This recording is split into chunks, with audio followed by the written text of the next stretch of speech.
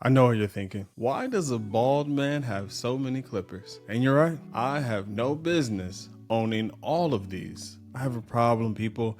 I have a problem. Over the next few videos, I'm reviewing every clipper that I've ever bought and still own. Not because I need them, but because I'm the kind of man who trims his beard and his head and still thinks, what if this one hits different? Here's the lineup. For today's review, we have the Babyliss Pro Metal FX Skeleton T-Blade. That's a mouthful. In future videos, we'll have the Norelco Multi-Groom 7000, the OG Bevel Trimmer T-Blade, the Bevel All-in-One Pro, fancy technology here, the Wall Magic Clips, the Babyliss Adjustable Pro Clippers, a Babyliss Foil Shaver, and last but not least, to round it up, we have the Andy Slimline Pro, also hiding in my garage somewhere. There's probably a few more pairs of Walls and Andys and who knows what else. Now, before we hop into that, let's do a little story time. What was my first clipper? Walmart, $20. The kind of clippers that come with color-coded guards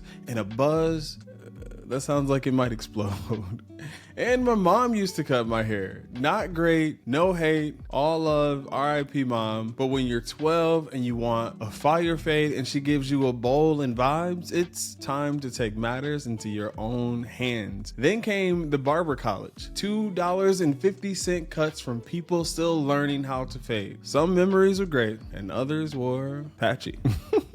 So these days, you know, beard trims run like $30 to $50 plus tips. That's $60 to line up my face. Ain't no way. So I invested in me. And here we are, a bald man with a beard and a fleet of clippers. Today's MVP, the Babyliss Pro Gold FX Skeleton T-Blade. I don't know why that name has to be so long. First off, yes, it's flashy, it's sexy, it's gold, like a rapper's pinky ring, but this thing is not just for show. Let's talk about the features. First of all, it's cordless, game changer. I don't miss the days where we had tangled cords. Battery life, weeks. I barely charge it. The motor,